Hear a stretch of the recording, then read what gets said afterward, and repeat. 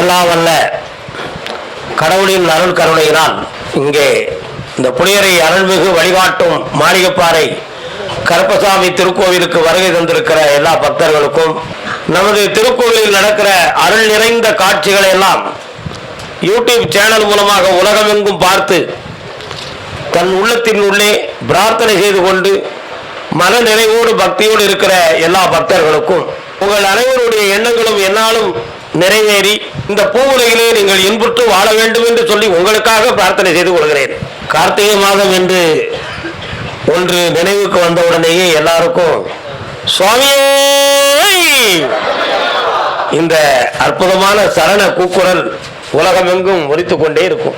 அது ஐயப்பசாமி இந்த பூ உலகத்தில் அவதாரம் செஞ்ச ஒரு பெரிய மகிமை. ஐயப்பசாமியுடைய விரதத்தை ஒருவன் உள்ளமாற ஏற்று உணர்வடங்கி உண்மையோடு இருந்தாம்னா அந்த விரதத்துக்குன்னு ஒரு தனி ஒழுக்கம் பிறக்கும். அந்த பக்திக்குன்னு சொல்லி ஒரு மனோ சக்தி கிடைக்கும். எந்த கடவுளையும் மனதார வணங்கினால் என்ன பலன் கிடைக்குமோ அதே போல ஐயப்பசாமியை வணங்கினாலும் கிடைக்கும். ஆனா அந்த விரதத்துக்குரிய மகிமை ஒரு தனிப்பட்ட ஒரு சக்தி. விரதம்னா என்ன அப்படிங்கிறத பத்தி விவேகானந்தர் சொல்லுவாரு, காப்பது விரதம். அதைத்தான் அந்த ஐயப்பசாமி விஷயத்துல இருக்கு. காப்பது விரதம் நம்மளை ஆபத்து இல்லாம காப்பாத்திக்கிறதா இல்ல பகைவனிலிருந்து நம்மளை காப்பாற்றிக் கொள்வதா? இல்லை, நல்ல உணர்வை, நல்ல ஒழுக்கத்தை, நல்ல எண்ணத்தை, நற்சிந்தனையை, ஆத்ம சக்தியை, மனோலயத்தை சிதறவிடாமல் காப்பதுதான் விரதம் என்பதுதான் என்னுடைய விளக்கம். அப்ப விரதம்னா என்னது? காப்பது விரதம். இதுக்கு பேர் உள் ஒழுக்கம். நம்முடைய உள்ளத்துக்குள்ள இருக்கக்கூடிய உள்ளத்தை ஒழுங்குபடுத்துதல். இதுக்கு பேர் உள் ஒழுக்கம். புற ஒழுக்கமும் ஒன்று இருக்கு. வெளி உலகத்துல நாணயமா நடந்துக்கிறது, நேர்மையாக நடந்துக்கிறதுன்னு சொல்றது, அடுத்தவனை பத்தி புகார் பேசக்கூடாதுன்னு சொல்றது, இன்னொருத்த வாழ்க்கையை சதா காலகட்டம் கெடுக்கிறதுக்கு பிளான் போடக்கூடாதுன்னு சொல்றது, அல்லது அடுத்தவனை கெடுக்கிறது, இந்த மாதிரி விஷயம் பூரா புற ஒழுக்கம், வெளி ஒழுக்கம். புற ஒழுக்கம் தவறிட்டால் நிச்சயமாக காவல்துறையினாலும் சட்டத்தால தண்டனை உண்டு. உண்மை இல்லையா? புற ஒழுக்கம் என்பது நடைமுறை ஒழுக்கம். ஒருத்தன் தவறிட்டோம்னா நிச்சயமா சட்டத்தால அவனுக்கு தண்டனை உண்டு. ஆனா உள் ஒழுக்கம் தவறுனா அது சட்டத்தால கண்டுபிடிக்க முடியாது. அவங்கள கூட்டு போய் சைக்காலஜா ஆராய்ச்சி பண்ணி கேள்விக்கு மேல கேள்வி கேட்டு இன்வெஸ்டிகேஷன் பண்ணாதான் அவன் உள் ஒழுக்கத்தை கண்டுபிடிக்க முடியும். ஆனா உள் ஒழுக்கத்துக்கு தண்டனை கிடையாது.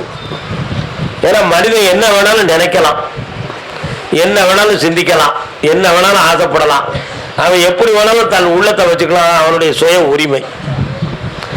ஆனா அந்த நினைவு செயலாக மாறி பிழையாக மாறிவிட்டால் அது நிச்சயமா சட்டப்படி தண்டனை உண்டு. அது எந்த சந்தேகமும் கிடையாது. அப்ப நினைவது நெஞ்சோடு நின்றால் பிரச்சனை இல்லை, நினைப்பது செயலாக மாறினால் அது குற்றம். அப்படின்னா நினைவுக்கு குற்றம் உண்டா, தண்டனை உண்டா, கிடையாதா அப்படின்னு சொல்லி ஒரு அறிவு பக்குவப்படுத்த சில மனிதர்கள் கேட்பாங்க. தீய எண்ணம் படைத்ததுக்கு தண்டனை உண்டுமா சுவாமி? கெட்ட எண்ணம் உடையதுக்கு அந்த எண்ணத்துக்கு தண்டனை உண்டுமா? உள்ளத்தால பிறரை வஞ்சிக்கிறோமே அந்த வஞ்சனைக்கு தண்டனை உண்டா அப்படின்னு சில பேர்கள் கேள்வி கேட்பாங்க. அந்த கேள்வி பூரா நியாயமான கேள்வி, நியாயமான கேள்வி. உள்ளத்தால் உள்ளதும் தீது, பிறர் பொருளை கள்ளத்தால் கல்வியும் எழல். திருக்குறள். நீ ஒரு பொருளை களவாடக்கூட வேண்டாம், அந்த பொருள் நம்மகிட்ட இருந்தே ஆகணும்னு நீ நினைச்சாலே போதும். அந்த நினைவே உன்னை களவாணித்தனமான சிந்தனையை கொண்டு போய் விட்டுரும். ஆகல நினைத்ததே களவுதான் சொல்லிட்டார். அதான் உள்ளத்தால் உள்ளலும் தீதே, பிறர் பொருளை கள்ளத்தால் கல்வியும் எனல். களவாடுறதுக்கு ஆசை ஒரு காரணம். அதனால உள்ளத்தை சீர்படுத்துறதுக்கு உருவாக்கப்பட்ட 60 நாள் விரதம் தான் ஐயப்பசாமி விரதம். ஐயப்பசாமி பக்தர்கள் உலகத்துல சொல்லுவோம். என்னிடம் ஒரு நண்பர் கேள்வி கேட்டார், பக்தர்களின் எண்ணிக்கை பெருகிய அளவுக்கு பக்தி ஒழுக்கம் பக்தர்களுடைய மனசுல பெருகி இருக்கா சுவாமி அப்படின்னு ஒருவர் கேட்டார். இதுக்கு நான் எப்படி பதில் சொல்றது? ஒருத்தர் கேட்கிறான், பக்தர்களுடைய எண்ணிக்கை ஐயப்பனுக்கு கோடி கோடியாக பெருகிறது சுவாமி, ஆனா அந்த பக்தர்களுடைய உள்ளத்துல உள் ஒழுக்கமும் பக்தி நெறியும் கூடி இருக்கா, தெளிவாக இருக்கான்னு ஒருத்தர் கேட்கிறான். இதுக்கு நான் எப்படி பதில் சொல்றது? ஏன்பா அப்படி கேட்கிறேன் சாமி? ஒரு ஊர்ல நான் பஸ்ல பயணம் செய்து ஒரு பஸ் ஸ்டாண்ட்ல இறங்கி நின்னேன். ஒரு கடையில் எழுதி போட்டிருக்கான், மாலை போட்ட ஐயப்ப சுவாமிகளுக்கு மதுக்களை தனி கிளாஸில் வழங்கப்படும் அப்படின்னு எழுதி போட்டிருக்காம்னா அது எழுதினவன் குற்றமா, மாலையை போட்டுட்டு குடிச்சாலே அவனின் குற்றமா? யாருடைய குற்றம்? எழுதினவன் குற்றமா? மாலையை போட்டு குடிச்சா அவன் குற்றமா? மாலையை போட்டு குடிச்சாம்ல அவன் குற்றம். உண்மையா இல்லையா? அவனுடைய குற்றம். கோடிக்கணக்கான பக்தர்கள் கூடுற இடத்துல இவன் மட்டும் ஒரு சிகரெட்டை எடுத்துட்டு பூன்னு ஊதுவான். எல்லாரும் மூஞ்சிலையும் படும், எல்லாருக்கும் நெடிய மன நெருக்கடியை கொடுக்கும். அவன் அது நுரையீரலுக்குள்ள போய் அரிச்சுக்கிட்டு இருக்குங்கிற உணர்வுகள் அவனுக்கு தெரியாது. ஆனாலும் இந்த சிகரெட்டு புகைப்பிடித்தலின் காரணத்தினால் உணர்வு மாறும். எப்படி உணர்வு மாறுது? சிகரெட்டு மேல கவனமா எடுப்பான், பூ பூன்னு. அப்ப அந்த மனதை கொஞ்ச நேரம் அந்த சிகரெட்டு முடியறதோட அவன் மனசு யார்கிட்ட இருக்கு? சிகரெட்டு மேல இருக்கு. உண்மையா? நீ அந்த மனதை கொஞ்ச நேரம் கூட சிகரெட்டு மேல வைக்காம பகவான் மேல வைக்கணும்டா. அதனால நீ தீய பழக்கம் வச்சிருந்தா அந்த பழக்கத்துல உன் மனம் சிதறடிக்கும். ஆகையினால் புகைப்பிடித்தலை தவிர்த்து கொள்வாயாக அப்படின்னு சொன்னான். எங்க சொல்லுங்க பார்ப்போம், மாலை போட்டவங்க சிகரெட் குடிக்காம எத்தனை சதவீதம் இருக்காங்க? பஜனையில் இருக்கும்போது எதிர்த்து போய் அரை மணி நேரம் பீடி எடுத்துட்டு வந்துடுவான். பீடி எடுத்து கொப்பளிச்சுட்டு வந்துடுவான் வாய, பக்கத்தில் அவனுக்கு வீசக்கூடாதுன்னு சொல்லி. உண்மையா? பஜனையில் இருக்கும்போது செய்யிட்டு வந்துடுவான். அப்போ அவனுடைய உள் ஒழுக்கம் இன்னும் பக்குவப்படலன்னு அர்த்தம். நேரமே போக மாட்டுக்கு. என்ன செய்ய? ஒரு 10 கட்டு சீட்டு வாங்கடா, சீட்டை ஆடிக்கிட்டு போகணும்னு சொல்லி மாலை போட்டோம்னா ரவுண்டா உட்காந்து சீட்டு விளையாடுவோம், சூதாட்டம். அதுல என்ன குற்றம் இருக்கு அப்படின்னு நீங்க எல்லாரும் நினைப்பீங்க. ஒருத்தன் ஜெயிச்சாம்னா அவன் மேல ஒரு கெட்ட உணர்வு தோணும் உள் மனசுக்குள்ள. தோணுமா தோணாதா? ஒரு பகை உணர்வு லைஸா இருக்கும், ஒரு வெறி உணர்வு. இவன் ஜெயிச்சாலே நம்மளை, இவன் ஜெயிச்சாலே நம்மளன்னு ஒரு உணர்வு தோன்றும். அப்போ மாலை போட்டவனுக்குள்ள ஒற்றுமை உணர்வு வேணுமே, சமாதான உணர்வு வேணுமே. இந்த உணர்வு மாறதுக்கு இந்த சீட்டாட்டம் ஒரு காரணமா இருக்க. நீ விளையாடுவது வெளி விளையாட்டு, ஆனா உள்ளத்துக்குள்ள எண்ணம் மாறுதுல்ல. மேலும் நீ கவனமா விளையாடணும்னு சொல்லி உன் சீட்டு மேல தானே உன் மனதை வச்ச, பகவான் மேல வைக்கலையே நீ. அப்ப அந்த சீட்டுல உன் மனம் சிதறடிக்கப்பட்டுருச்சுல, அதனால நீ சூதாடாத. உண்மையா இல்லையா? அப்ப இதெல்லாம் பார்த்துக்கிட்டு இருந்துதான் ஒருத்தன் கேள்வி கேட்கான், பக்தர்கள் கூடிட்டாங்க ராஜா, கோடிக்கணக்கில் பக்தர் இருக்காங்க சரிதான், ஆனா பக்தர்களோட ஒழுக்கம் கூடி இருக்கா அப்படின்னு கேட்டா இந்த பதில பூரா அவன் என்கிட்ட சொல்லுதான். குடிக்கான், சிகரெட் இழுக்கான், பீடி இழுக்கான், கிண்டல் பண்ணுதான், கேலி பண்ணுதான், சீட்டு ஆடுதான். இவங்களை நீங்க எப்படி பக்தர்கள் நீங்க வச்சுக்கிடுவீங்க அப்படின்னு ஒருத்தர் கேள்வி கேட்கிறான். எப்படி நீங்க பதிச்சிடுவீங்க? அப்போ மனுஷன் அவன் மாலைங்கிறது போட்டிருந்தாலும் அவனுடைய உள்ளம் இன்னும் கெட்ட பழக்கத்திலிருந்து மாறல, அவனுடைய வஞ்சனை உணர்வு மாறல. ஐயப்ப சாமி யாருன்னே யாருக்குமே தெரியாது. பந்தளத்து ராஜாவுக்கு பிள்ளையா வளர்ந்தார், அது மட்டும்தான் நமக்கு தெரியும். ஆனா ஐயப்ப சுவாமி அந்த பம்பை ஆற்று கரையில ஒரு தவசிரேஷ்டர் தவம் இருந்துகிட்டு இருக்கும் பொழுது வனவாசிகள் அங்க அதிகம். வனவாசிகள் அதிகமா இருக்கும் பொழுது ஒரு குழந்தை கண்ணை மூடிக்கிட்டு இருக்கும் பொழுது அந்த தவசியுடைய முன்னால அழுதுகிட்டு கிடக்கு. அந்த குழந்தை தபசி கண்ணை திறந்து பார்க்கும் பொழுது அவர் முன்னால் அந்த குழந்தை அழுதுகிட்டு இருந்துச்சு. தவழும் பிள்ளை. வனவாசி மக்கள்லாம் அலைஞ்சுக்கிட்டு இருந்தாங்கல்ல, வேடர்கள்லாம் காணலையே, இந்த குழந்தை அழுதுகிட்டு இருக்க அப்படின்னு எல்லாம் பார்த்த உடனே இதை எப்படி நம்ம காப்பாற்ற முடியும்? ஊர் வேண்டாம், உறவு வேண்டாம், பாசம் வேண்டாம், பட்டு வேண்டாம், பணம் வேண்டாம், எதுவும் வேண்டாம்னு சொல்லி மரத்தடியில் உட்கார்ந்து மனசை மரமரத்து வச்சிருக்கவே இந்த மழலையை கொடுத்து என்னை சோதிக்கிறானே இறைவா அப்படின்னு அந்த தவசி இணைஞ்சாரு. சிவபெருமானையும் ஐயன் மகாவிஷ்ணுவையும் கூப்பிட்டார். அதனால சிவபெருமானும் மகாவிஷ்ணுவும் அவருக்கு ஞான கண்ணில் காட்சி அளித்தாங்க. இது என் பிள்ளைப்பா, உன்னிட வழக்க கொடுத்துருக்கேன். இந்த நாட்டிலேருந்து ஒரு ராஜா வருவான், அவன்கிட்ட கொடுத்து இந்த பிள்ளைய வளர்த்துரு, பல அதிசயங்கள் நடக்கும், பல தெய்வீகம் நடக்கும் அப்படின்னு சொல்லி மறைந்தார்கள். இது அந்த தவசி சொன்ன வாக்கு மூலம், அந்த குருவாகிய தவசி சொன்ன வாக்கு மூலம் இப்படி சொல்லி மறைந்தார்கள். இதுதான் குழந்தை எப்படி பிறந்துச்சு இருந்துச்சு அப்படிங்கிறதுக்கு விளக்கம் இல்லை. ஆனா பகவான் சிவபெருமானும் மகாவிஷ்ணு இந்த விஷயத்தை சொல்லிட்டாங்க என் பிள்ளைன்னு சொல்லி. இதை ஒட்டுணர்ந்து பார்த்தா உலகத்தில் பிறந்த எல்லா உயிர்களும் அவங்க 2 பேருடைய பிள்ளை தான். அதுல இந்த பிள்ளை என்ன பேதமான நாளைக்கு கேட்டக்கூடாது. இந்த பிள்ளையை எடுத்து கொடுக்கும் பொழுது பந்தளத்து ராஜாட்ட அவர் அருமையாக கொடுத்தாரு. மகாவிஷ்ணுவும் சிவபெருமானும் என் பிள்ளை என்று எனக்கு தந்தார்கள். நீ குழந்தை இல்லாமல் வாடுவதையும் என்னிடம் கூறினார்கள். இதை உன் பிள்ளையாக வைத்துக் கொள்வாயாக என்று சொன்னாங்க. அவர் போய் பிள்ளையாக வளர்த்தார். இதான் நடந்த சம்பவம். ஆனால் பிள்ளைகளுடைய உடல் அங்கத்தை நீங்கள்லாம் எல்லாரும் யோசிக்கணும். குலம் எங்கிருந்து பிறக்கும்? சரீரம் இருந்தால் நிச்சயமாக அவனுக்கு ஜாதி இருக்குமா? இனம் இருக்கும். இனம்னா என்னது? இனம்னா ஜாதின்னு நீங்கள் எல்லாரும் நினச்சிக்கிட்டு இருக்கீங்க. தப்பு. இனம் எண்ணாயிரம் இனம் இருக்கு. ஈ இனம், எறும்பு இனம், பறவைகள் இனம், மிருக இனம், மாட்டு இனம், ஆட்டு இனம், அதில் இது ஒரு மனித இனம். ஆனால் இன்னைக்கு மனித இனத்தையே நம்ம ஜாதியாக பிரித்து வச்சிருக்கிறோம். அது இனப்பிரிவு தான் அல்ல. இனம் என்பது மனித இனம், அவ்வளவுதான். அறிவுத்தன்மையை வச்சு இனத்தை ஒட்டுணர்ந்த அந்த காலத்தில் உள்ள மனிதன் தானா அறிந்து புரிஞ்சுக்கிட்ட விஷயம். ஜாதி 2700 ஆண்டுகளுக்கு முன்னால தொழிலினுடைய அடிப்படையில், சுருக்கமாக சொல்ல தொழிலின் அடிப்படையில் என்னென்ன தொழிலை பார்ப்பவர்கள் இந்த தொழிலை வைத்து அவர்களுக்கு, இந்த குழுக்களுக்கு இந்த இனத்தின் பேரை வைப்பான்னா, சான் வைத்து மரத்தில் ஏறினால் சாணார்கள் என்று பெயர் வைக்கணும். உள்ளத்தால் கோணாம இருந்தால் அவனுக்கு கோணார்னு பெயர் வைக்கணும். என்ன, அழுக்கை துவைத்து வண்ணமாக்கி விட்டால் அவருக்கு வண்ணார் என்று பெயர் வைக்கணும். குறிப்பறிந்து சொன்னால் அவர்களுக்கு குறவர் என்று பெயர் வைன்னு சொன்னான். இளம்பாடி இளம்பாடி மரம்பாடி வந்தால் அவர்களை மறவர்கள் என்று பெயர் வைன்னு சொன்னான். இப்படி ஒவ்வொருத்தருடைய மனதையும் தெளிவையும் தொழிலையும் அறிந்து வகுத்து கொண்ட பெயர்கள் தானே தவிர அதில் ஏற்றமும் தாழ்வும் இருக்குன்னு மனிதன் காலம் போக போக தானா புரிந்து கொண்டது தான். அதில் நீங்கள் ஐயப்பசாமி என்ன இனம்? மனித இனம். ஆனால் என்ன ஜாதின்னு கேட்டால் யாருக்குமே தெரியாது. அவர் தான் பகவானுடைய பிள்ளையாயிட்டார. பகவானுடைய பிள்ளையாயிட்டாரு. அதில் போய் என்ன இருக்கு? ஒன்றுமே கிடையாது. கடவுளுக்கு ஜாதி இருக்கா? எல்லாம் கடந்தாதானையா கடவுள். சாதி, இனம், மனம், பேதம், என்ன ஆசை, பற்று, குலம், கோத்திரம், கோபம் எல்லாத்தையும் தாண்டினா அவன் துறவி. தூய்மை ஆயிட்டான்னா அவனே பகவானுடைய அவதாரம். உண்மை அதுதானே? அப்படிப்பட்ட அவதாரத்தில் தான் ஐயப்பசாமியுடைய அவதாரம். 12 ஆண்டுகள் 13 ஆண்டுகள் சாமி பந்தலத்து மகாராஜாவுடைய அரண்மனையில் வளர்ந்துக்கிட்டு இருந்தார். இன்னைக்கு அந்த ஐயப்பசாமியை பாலகனாக இருந்தாலும் சித்தனாய், யோகியாய், ஞானியாய், கடவுளின் அவதாரமாய் நாம் எல்லாரும் இந்த உலகத்தில் கும்பிட்டுக்கிட்டு இருக்கோம். ஐயப்பசாமிக்குன்னு சொல்லி பல அமைப்புகள் தோன்றிடுது, பல்வேறு அமைப்புகள் தோன்றிடுது, பல்வேறு பக்தர்கள் தோன்றியாச்சு, பல கோடி பக்தர்கள் தோன்றியாச்சு. எல்லாம் தான் அப்பலே சொன்ன பக்தர்கள்லாம் தோன்றியாச்சு. பக்தர்களுக்குள்ள உள்ள நெறிகள், உள்ள ஒழுக்கம் தோன்றியிருக்கா?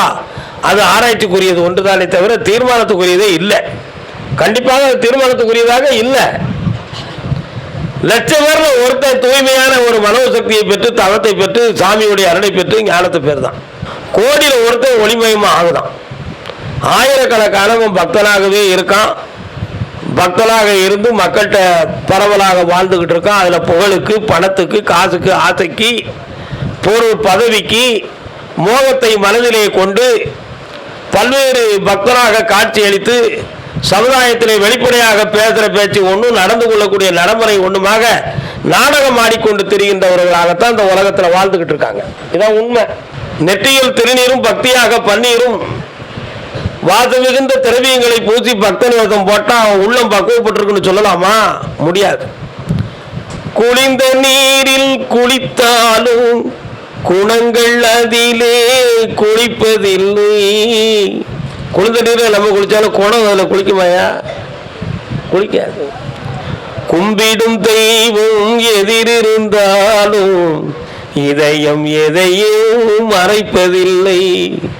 பகவான் பக்கத்திலே நம்ம நின்னாலும் நம்ம வாய் வேணா மறைச்சு மறைச்சு பேசும். ஆனால் எதையும் உள்ள இருந்துக்கிட்டு உண்மையை மட்டும் தான் துடிச்சுக்கிட்டே இருக்கும்.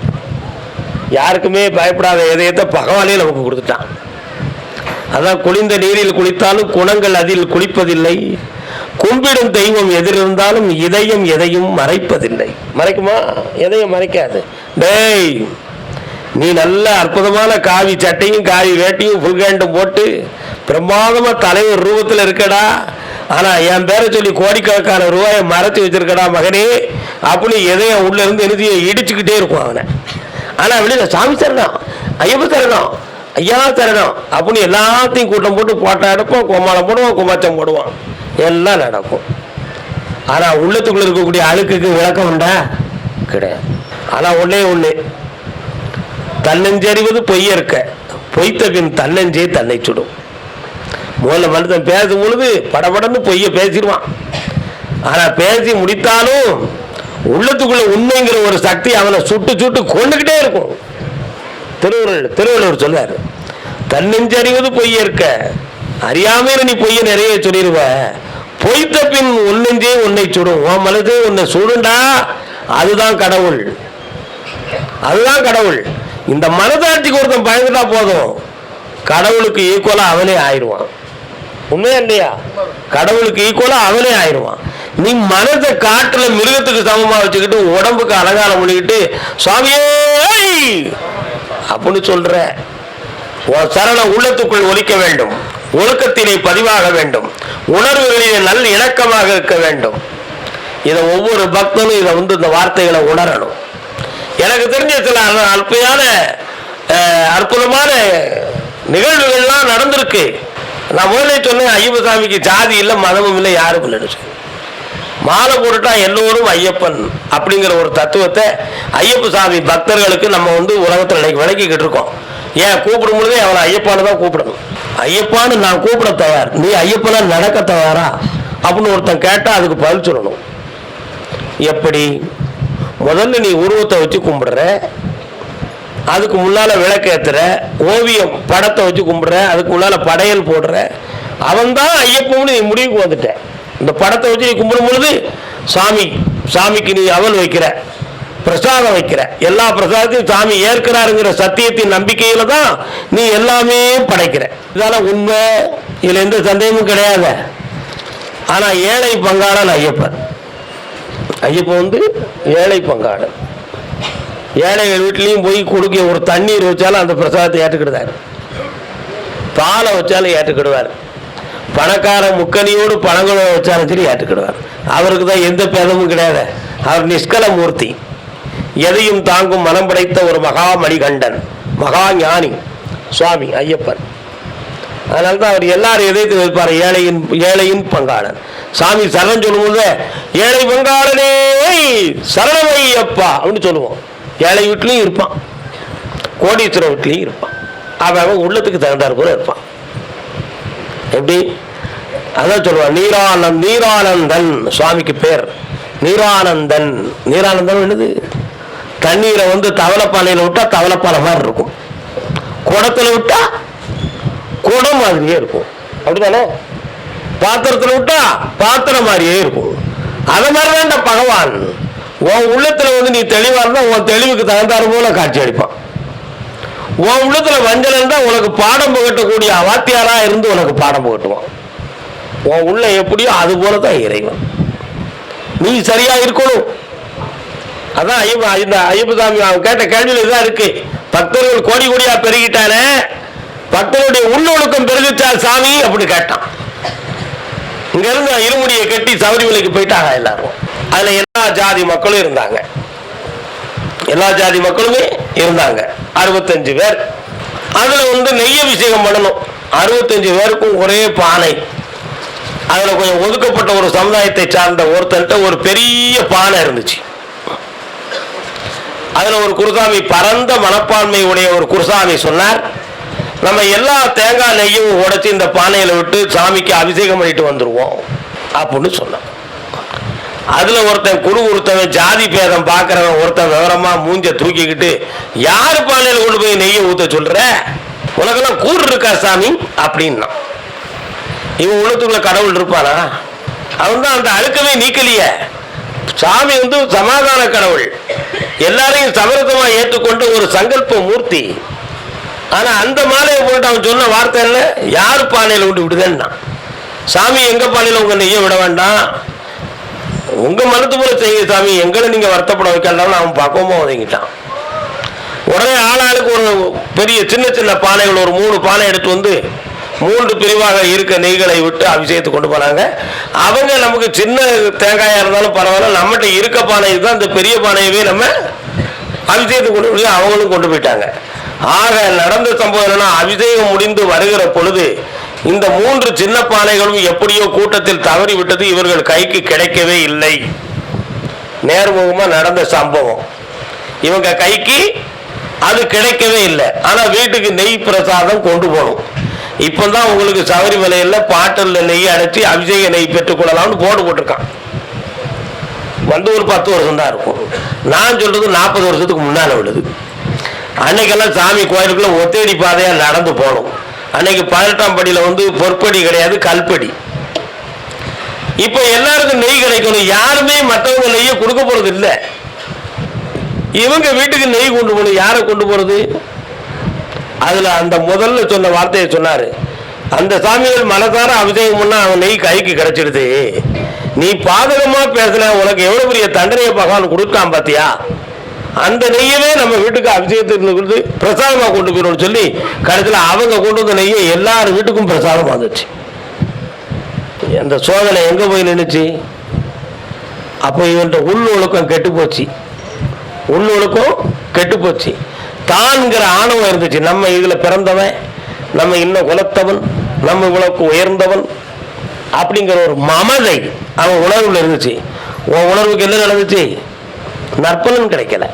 அப்போ உணர்வால் நீ நல்லொழுக்கத்தையும் நல்லடக்கத்தையும் நீ பெற்றிருக்கணும். உண்மைதானே? அப்போ உன் உள்ளொழுக்கம் சரியாக இருக்கணும். அவன் மாலை போட்டான், 60 நாள் விரதம் இருந்தான், சாமி கும்பிட்டான், காட்டுக்கு வந்தான், கடு விரதமா இருந்தான், எல்லாம் வந்தான். ஆனா அவன் உள்ள வந்துச்சா? அதைத்தான் சொன்னேன். குளிர்ந்த நீரில் குளித்தாலும் காலை மாலை 2 வேளையும் குளிர்ந்த நீர்ல குளிக்கணும். அவன் குணங்கள் அதிலே குளிப்பதில்லை. குளிச்சுதான் அந்த குளம் குளிச்சிருந்தா அந்த சம்பவம் நடக்குமா? நடக்காது. மாலை போட்டவர்களுக்குள்ள பேதம் இல்லைங்கிற ஒரு சமாதான உணர்வை அவன் அழிச்சிட்டான். அதனால தான் சொல்லுதான், சாமி மாலை போட்டா பரவாயில்ல, உன் மனதை ஐயப்பனாக நீ நினை, நீயே ஐயப்பன் என்ற உணர்வு. அது எப்படி சாமி நம்ப முடியும் அப்படின்னு ஒருத்தர் கேட்பான். அருமையான கேள்வி. முதல்ல நீ வந்து சாமியை கோயிலில் கும்பிடுற, ஏதோ ஒரு கோயிலில் கல்ச்சலையை பார்க்க. அடுத்து நீ இந்த பூஜைக்குன்னு சொல்லி ஒரு பூசாரியை கூப்பிட்டனா, உன் வீட்டுக்கு நான் வரமாட்டேன்னு ஒரு பூசாரி சொல்லுவார். ஏன்? அவன் வேதத்தை படி பார்ப்பான், ஆச்சாரம் பார்ப்பான். உங்கள் வீட்டுக்கெல்லாம் நாங்கள் பூஜை பண்ண வரமாட்டோம், உங்கள் கோயிலுக்கெல்லாம் நாங்கள் வரமாட்டோம்னு சொல்லுவான். அப்போ அவன் மாலை போட்டவன் மனசு என்ன செய்யும்? புண்பட்டுரும். அதனால அந்த நிலையிலிருந்து அவனை மாற்றணும்னு சொல்லி அருமையான ஒரு விதிமுறையை கொண்டு வந்துச்சு. மகான்கள் கொண்டு வந்தாங்க. ஒவ்வொருத்தரும் ஐயப்பனுடைய திரு உருவத்தை ஓவியமாக வைத்து அவரோட வீட்டில் நீயே பூஜை பண்ணி பழகு, நீயே பூசாரி ஆகு, யாரையும் கூப்பிடாத, யாரையும் நம்பாத, நீ மனதார வணங்குவதையே பகவான் ஏற்றுக்கொள்ளப்படுகிறான் அப்படின்னு சொல்லி ஒரு விதிமுறையை கொண்டு வந்தோம். அவரவர் ஒவ்வொருத்தரும் சாமி ஐயப்பனுடைய போட்டா வச்சு சாமி சொல்லி கும்பிட ஆரம்பிச்சாச்சு. இதுக்கு ஒரு வழிகாட்டி வேணும். உனக்கு விவரம் தெரிந்த பக்தர்கள்லேயே ஒருவரை நீ குருவாக தேர்ந்தெடுத்துக்கொள். ஏன்? உன்னைய புரிஞ்சிருப்பான், உன்னைய புரிஞ்சு நடப்பான், உன் மனதை தெரியும், உன்னைய தெரியும், நீ எப்படி உள்ள நிலைமைகளில் இருக்கங்கிறது தெரியும். இவைகளையெல்லாம் புரிந்து நீ என்ன செஞ்சுட்டு இருக்கலாம்? அவனை நீ குருவாக வச்சுக்கலாம். அந்த குருவும் உனக்கு சமாதானமாக இருப்பார் அப்படி நினைச்சு அவனுக்கு இனந்தெரிந்த ஒருவரையே ஒரு குருசாமியாக வச்சு வழிபட்டுக்கிட்டுதான் ஒன்று. அப்போ முதல்ல கோயில், 2ஆம் படம். அடுத்த பாயிண்ட் தான் ரொம்ப முக்கியமான பாயிண்ட். கட்டுக்கட்டியாச்சு. கட்டுக்கட்டி இருக்கும் பொழுது நெய் அபிஷேகத்துக்காக நெய்யை அடைச்சாச்சு. பகவானுக்காக அந்த நெய்யை சுமக்கிறோங்கிற ஒரு எண்ணம் இவன் உள்ள அந்த நெய்யில பாதியும் மனதுல மெய்யில பாதியுமா இருக்கும். காட்டுக்குள்ள நடந்து போவான். நடந்து போகும்போது சுவாமியே ஐயப்போ, சுவாமியப்பா சரணமப்பா, வில்லாளி வீரமணி பகவானே பகவதியே, இப்படி எல்லாம் சொல்றோம். அங்க எல்லாம் மறந்துருச்சு. சிலை மறந்தாச்சு, போட்டாவை மறந்தாச்சு, எல்லாத்தையும் மறந்தாச்சு. ஆனா அவன் என்ன நினைக்கிறான்? வார்த்தை சுவாமியே ஐயப்போடு சொல்ல சொல்ல அவன் உள்ளத்துக்குள்ளே பகவான் இருப்பதாக நினைக்கிறான். ஐயப்பன் எங்க இருக்காரு? தன் உள்ளத்துக்குள்ளே இருப்பதாக அவன் நினைச்சு அந்த சரண கோஷத்தை சொல்லிக்கிட்டே வாரான். அதனால்தான் சாமிக்கு பேரு ஆனந்த சித்தன். ஒவ்வொரு மனதிலும் அவரவர் மனதில் அருளாயிரங்கி அருளை பொழிவான் மனதினிலே, அருளை பொழிவான் மனதினிலே அப்படின்னு ஒரு பாட்டு. ஒவ்வொருத்தருடைய உள்ளத்துக்குள்ளேயும் பகவான் குடியிருக்காம்ங்கிறத அந்த மாலை போட்டவன் உணர்ந்து தன் உள்ளத்தை தூய்மைப்படுத்தி வெட்ட வெளியிலையும் உருவத்தை காணாம, சிலையை காணாம, படத்தை காணாம தன் மனதுக்குள்ளே பகவான் இருக்கான்னு சொல்லி சாமியே ஐயப்போ சாமி ஐயப்போங்கிற ஒரே சிந்தனையில இந்த பயணத்தை மேற்கொள்கிறான் 60 நாட்கள். இந்த 60 நாட்கள் சொல்ல நினைக்க அவங்க இதயத்துக்குள்ள பகவான் இருக்காரு. இது உண்மையா விரதம் இருந்தவனுக்கு மட்டும்தான் இது இருக்கும். பாக்கி எல்லாருக்குமே சாமியுடைய நினைவு இருக்கும், மனதுக்குள்ள இருக்கும். அது எப்படி இருக்கும்னு சொன்னா, மினரல் வாட்டரை சாக்கடையில ஊத்துறது மாதிரி இருக்கும். சாக்கடை நீரை மினரல் வாட்டர் ஆக்கி நம்ம இன்னைக்கு குடிச்சுக்கிட்டு இருக்கோம். அது ஒரு விஞ்ஞானம். சாக்கடை நீரை மினரல் நீராக ஆக்கி நம்ம குடிக்கிறோம்னு சொன்னா அது சுத்திகரிக்கப்பட்டாச்சுன்னு அர்த்தம். வரவேற்க தகுந்தது, மதிக்க தகுந்தது. ஆனா சுத்திகரிக்கப்பட்ட மினரல் வாட்டரை நீ சாக்கடையில் ஊத்தினா எப்படிப்பட்டன்னு சொன்னா அதை அங்க வைக்கிறதுக்கு தகுதி இல்லாத இடம்னு அர்த்தம். அப்போ உங்ககிட்ட களைய வேண்டியது என்ன? இருக்கக்கூடிய அறியாமை, கள்ளம், கபடம், சூது, வாது, மனம், சாதி, மதம், பேதம், இவை அனைத்தையும் நீ கடந்தாதான் பகவான் உன் உள்ளத்துக்குள்ள நிறைவாக பரிபூர்ணமாக இருப்பான் அப்படிங்கிறது உண்மை. இதையெல்லாம் விட்டுட்டு இதோடு சேர்ந்து இருந்தா அது சாக்கடைக்குள்ள மினரல் நீர் இருப்பதாக அர்த்தம்.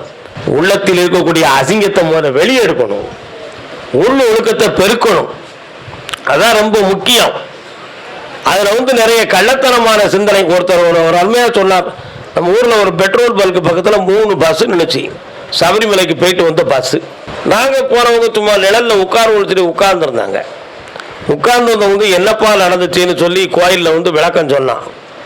ஒவ்வொருத்தரும் குருசாமிக்கு 15,000 கொடுத்துருக்காங்க.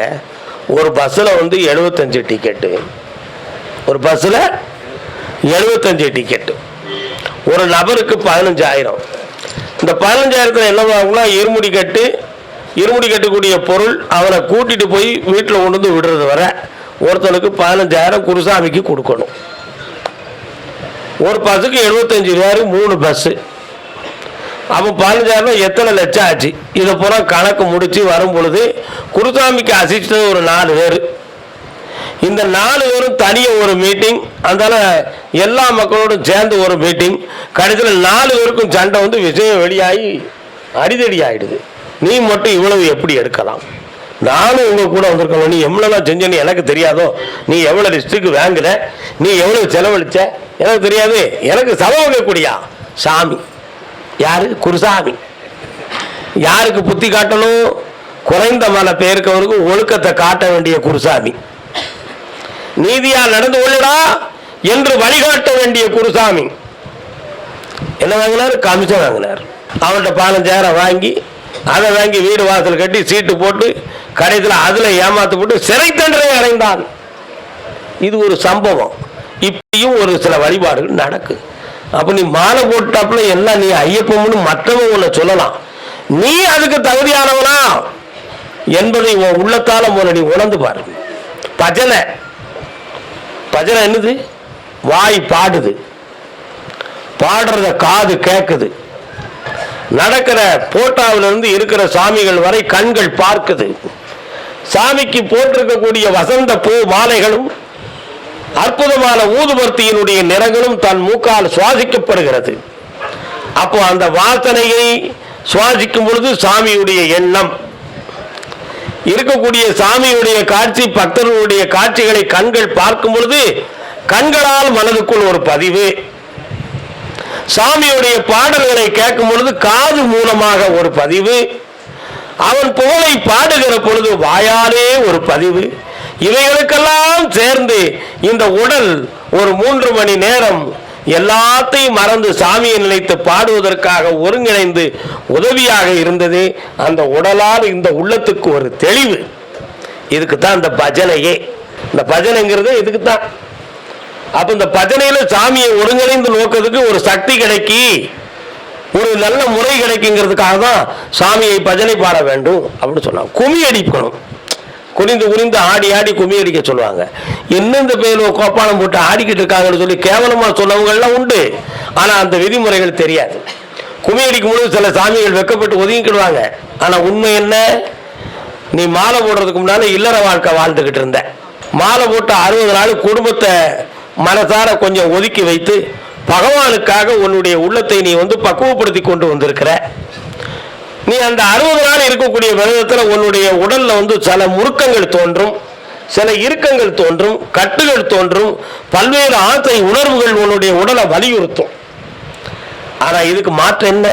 1 மணி நேரம் நீ கும்மி அடிச்சனா உடலை குதிச்சு குதிச்சு ஆடுகிற பொழுது, கேலி ஆட்டம் ஆடுகிற பொழுது உன் உடம்புல இருக்கக்கூடிய நாதவிந்து சக்தியினுடைய தன்மைகள் பரவிடும்.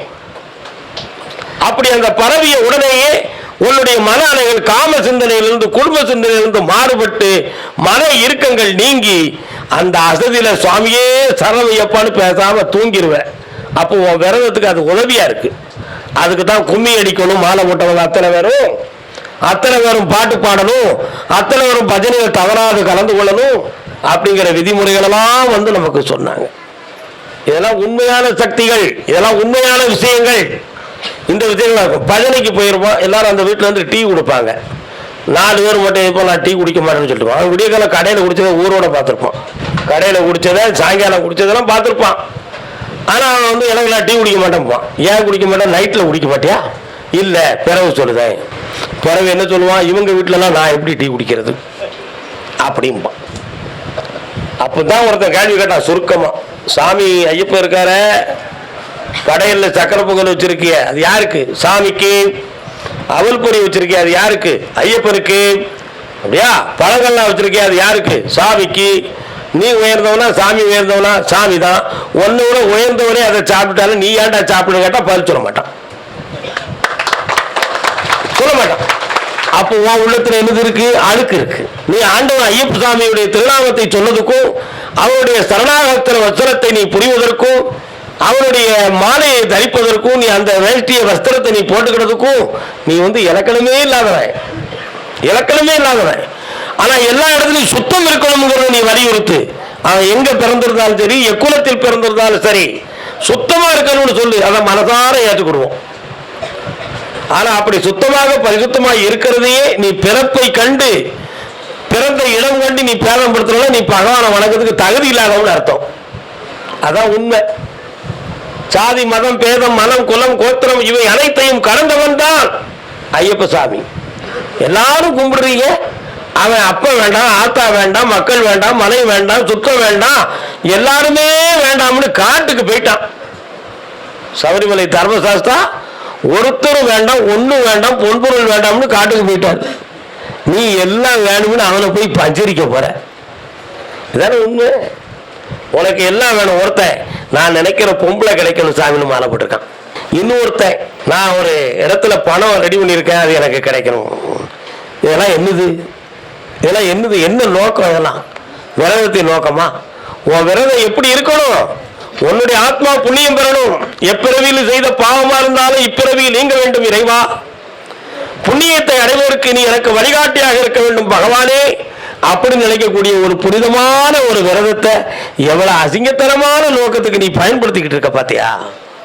அது மிகவும் தவறு. பல்வேறு அமைப்புகளை வச்சுக்கிட்டு அந்த அமைப்புகளில் வாங்குற பணத்துக்கு அவனுக்கு தான் தெரியும் எப்படி மனசாட்சியோட நடக்கும் நடக்கலன்னு. அதில் இருக்கக்கூடிய கள்ளத்தனம் ஐயப்ப சாமிக்கு தான் தெரியும். எங்க அந்த அமைப்பு வச்சிருக்கிறவங்கள நேர 12ஆம் படிக்கு கூப்பிட்டு கற்பூரத்தை ஏற்றி வச்சு, ஐயப்பா உன் பேரை சொல்லி நான் அமைப்புகளை வச்சிருக்கிறேன், இந்த பணத்துல நான் எந்த திருட்டுத்தனமும் பண்ணல அப்படின்னு சொல்லி அவனை சத்தியம் பண்ண சொல்லி பார்ப்போம். பண்ணுவாரா? பண்ண மாட்டான். ஆனா அதுலயும் ஒரு கள்ளம் பண்ணுவான். எப்படி பண்ணுவான்? உள்ளத்துக்குள்ள, ஐயப்பா உன் பேரை சொல்லி பிழைக்க ஏழை என்னைய விட்டுருப்பா, நான் ஏழை இல்லை, ஆசைப்பட்டுட்டேன் மனுஷன், நான் இந்த ஊர் உலகத்துக்காக ஒரு பொய் சத்தியம் பண்ணியிருந்தேன், தண்டனை கொடுத்தான்னு சொல்லி ஆமா அப்படின்னு அடிப்பான். ஆனா அவனையும் பகவான் விட்டு விட மாட்டான். பாவமும் புண்ணியமும் எல்லோருக்கும் சமம். பாவமும் புண்ணியமும் எல்லோருக்கும் சமம். எவனையும் கைவிடாது. அவதார புருஷனாகிய ஸ்ரீ ராமச்சந்திர மூர்த்தியை வனவாசம் அனுப்பியதும் ஜென்மபாவம். எம்பெருமான் முருகவேள் சூரனை வெல்வதற்கு மனவேதனை கொண்டு போர் தொடுத்ததும் ஜென்மபாவம். இப்படி ஒவ்வொரு அவதார புருஷர்களும் இந்த பூவுலகத்திலே தோன்றி நடந்து போன ஒவ்வொரு சம்பவத்துக்கும் காரணம் ஜென்மபாவமும் கர்மங்களும் அடிப்படையாக இருந்திருக்கு. சாதாரண மனிதன் நீ கள்ளத்தனம் விட்டு இந்த உலகத்துல பிழைச்செல்லாம் நினைச்சா அது நடக்கவே நடக்காது. அதனால எல்லாரும் உள்ளத்தை திருப்பி முதல்ல. உன் உடலை அலங்காரம் பண்றது பெரிய விஷயமே இல்லை. 60 நாள் மாலை போட்டுக்கிட்டு சாமியை ஐயப்பான்னு சொல்றது பெரிய விஷயம் இல்லை. அந்த ஐயப்பனை உன் உள்ளத்தில் தாங்குவதற்கும் உன் உள்ளத்துக்குள்ளே நிலைத்து இருப்பதற்கு நீ தகுதியுடையவராக இருக்க வேண்டும் என்பது மட்டும்தான் உண்மை. இந்த உண்மையை உணர்ந்து மனதை பக்குவப்படுத்தி நெறியோடு நீ விரதம் இருந்து கொண்டால் அந்த விரதத்துக்கு பலன் உண்டு, அந்த விரதத்துக்கு ஒரு சக்தி உண்டு, அந்த வணக்கத்திற்கு ஒரு மாபெரும் பலன் உண்டு.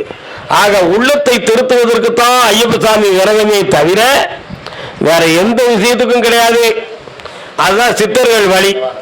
அதனால்தான் மனதை பக்குவப்படுத்தி விட்டால் இறைவன் நம் பக்கம் இருப்பான். உன் மனதில் இருக்கக்கூடிய அசிங்கத்தெல்லாம் கழிக்கணும். உன் மனதில் இருக்கக்கூடிய தூய்மையற்ற செயலை பூரா நீக்கணும். உன் மனதில் இருக்கக்கூடிய பேதத்தை எல்லாம் அறுத்து வெளியே எடுக்கணும். அப்போதான் நீ தூயவன். அந்த தூயவன் உள்ளத்தில் தான் அந்த மாயவன் மகன் மணிகண்டன் குடியிருப்பான். உண்மையா இல்லையா? இந்த மாசிலாத மனதில் எம்பெருமான் கருப்பசாமி ஈசனாக இருந்து நம்மளை வழிகாட்ட வேண்டி மாசிலா மனமே ஈசன் கோயில் என்று உணர்ந்து வாழ்வோம். வாழ்க வாழ்க.